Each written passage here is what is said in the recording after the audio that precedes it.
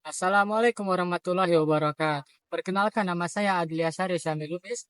Saya dari kelas 1K33. Nomor NPM saya adalah 1012333.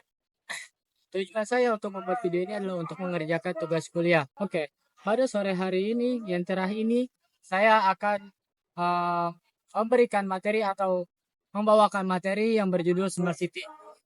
Smart City. Apa itu Smart City? Smart City itu adalah kota cerdas. Kota cerdas adalah kota yang menggunakan teknologi digital untuk meningkatkan performanya, mengurangi biaya dan pemakaian konsumsi, serta untuk terlibat lebih aktif dan efektif dengan warganya.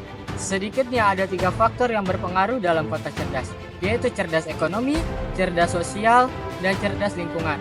Kota cerdas atau Smart City juga didefinisikan sebagai kota yang mampu menggunakan SDM, modal sosial, dan infrastruktur telekomunikasi modern untuk mewujudkan ekonomi berkelanjutan dan kualitas kehidupan yang tinggi dengan manajemen sumber daya yang bijaksana melalui pemerintahan berbasis partisipasi masyarakat. Smart City atau kota cerdas merupakan wilayah kota yang telah mengintegrasikan teknologi informasi dan komunikasi dalam kelola sehari-hari dengan tujuan untuk mempertinggi efisiensi, memperbaiki pelayanan publik, dan meningkatkan kesejahteraan warga. Kota cerdas merupakan sebuah visi pengembangan kota untuk mengintegrasikan teknologi informasi dan komunikasi dan teknologi Internet of Things dengan cara yang aman untuk mengelola aset kota. Kota cerdas atau Smart City ini menggunakan teknologi informasi untuk menjalankan roda kehidupan kita yang lebih efisien. Kota cerdas adalah kota yang menggunakan prinsip-prinsip smart living, smart government, smart economy, smart environment, smart mobility. Dan yang juga tak kalah penting adalah smart people.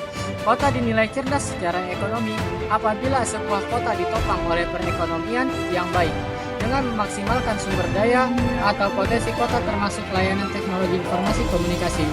Tata kelola dan peran sumber daya yang manusia yang baik, kota dinyatakan cerdas secara sosial apabila masyarakat dalam sebuah kota memiliki keamanan, kemudahan, dan kenyamanan dalam melakukan interaksi sosial dengan sesama masyarakat ataupun dengan pemerintah. Terakhir, kota dinyatakan cerdas apabila warga kotanya memiliki tempat tinggal yang layak, sehat, hemat dalam penggunaan energi, serta pengelolaan energi dengan dukungan layanan teknologi informasi komunikasi. Pengelolaan dan peran sumber daya manusia yang baik. Kota cerdas merupakan sebuah visi pengembangan perkotaan untuk mengintegrasikan teknologi informasi dan komunikasi TIK dan teknologi Internet of Things dengan cara yang aman untuk mengelola aset kota. Aset ini meliputi sistem informasi, instansi, pemerintahan lokal, sekolah, perpustakaan, sistem transformasi, rumah sakit, pembangkit listrik, jaringan penyediaan air, pengelolaan limbah, penegakan hukum, dan pelayanan masyarakat lainnya. Smart City ditunjukkan dalam hal penggunaan informatika dan teknologi perkotaan untuk meningkatkan efisiensi pelayanan. TIK memungkinkan para pejabat kota berinteraksi langsung dengan masyarakat dan infrastruktur kota serta memantau apa yang terjadi di kota. Bagaimana kota berkembang dan bagaimana menciptakan kualitas hidup yang lebih baik melalui penggunaan sensor yang terintegrasi dan real-time monitoring system.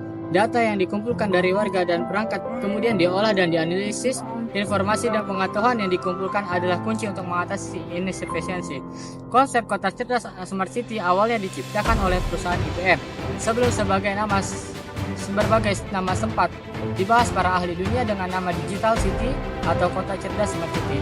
Intinya, versi IBM Kota Cerdas Smart City adalah sebuah kota yang instrumennya saling berhubungan dan berfungsi cerdas. Kota Cerdas Smart City adalah sebuah konsep kota cerdas atau pintar yang membantu masyarakat yang berada di dalamnya dengan mengelola sumber daya yang ada dengan efisien. Dan dalam membangun Smart City pasti ada namanya tantangan dan peluang Smart City. Dalam implementasi kota pintar tentu ada tantangan dan peluang yang harus dihadapi. IBM berpendapat bahwa Smart City bukan hanya mengenai teknologi, tetapi upaya inovatif dalam merubah ekosistem kota. Ketika pemerintah daerah berani merubah suatu peraturan yang bisa mempermudah suatu proses, bisa dibilang itu merupakan cara inovatif dan sudah menjadi bagian dari Smart City. Teknologi berperan sebagai enabler yang membuat segala sesuatu yang lebih mudah digunakan dan dimanfaatkan. IBM kemudian menjelaskan tantangan dan peluang yang hadir dalam implementasi kota pintar. Berdasarkan pengalamannya melakukan penilaian asesmen pada 100 kota atau kabupaten selama 3 tahun dari 2017 sampai 2019, tantangan yang ada menurutnya sebagai berikut. 1. Pemerintah daerah terjebak rutinitas.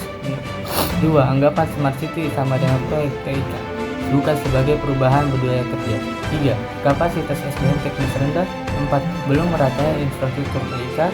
Dan 5. Kurangnya komitmen pemimpin daerah. Namun di balik segala tantangan yang ada dalam implementasi Kota Pintar, ada secercah peluang yang juga dapat menumbuh rasa optimisme terkait Kota Pintar ini. Dalam hal infrastruktur TIK, Kominfo telah berkomitmen pada tahun 2022 seluruh wilayah Indonesia sudah terlayani jaringan 4G, jelas IBEN. Dalam hal regulasi, pemerintah pusat juga telah banyak memberikan ruang. Ada peraturan Menteri Kominfo nomor 8 2019 yang memberikan kesempatan daerah untuk bisa berinovasi dengan leluasa. Pemerintah juga mengeluarkan Perpres sistem pemerintahan berbasis elektronik dan Perpres 1. Selain itu, semakin meningkatnya pengguna internet, semakin tumbuhnya e-commerce dan munculnya talenta-talenta kreatif di Indonesia menjadi peluang bagi pembangunan Kota Pintar. Ia kemudian memberikan saran apa yang harus dilakukan oleh kota atau kabupaten agar dapat implementasi Kota Pintar, seperti 1. Memastikan bahwa Dewan Smart City memiliki wawasan dan niat baik untuk membangun kota melalui upaya-upaya inovatif. 2. Menggalang kerjasama dengan sebuah pihak, termasuk pihak-pihak di luar ekosistem internal kota. Dan 3. Keberanian daerah untuk mengembangkan kebijakan pro-inovatif dan kolaboratif. Oke guys, mungkin segini saja yang saya dapat sampaikan. Apabila ada kesalahan tolong mohon dimaafkan, apabila ada kelebihan mohon dikembalikan. See you next time dan sampai jumpa kembali lagi. Dan jangan lupa untuk follow, subscribe, like, and share, dan jangan lupa taruh komen kalian. Bye bye.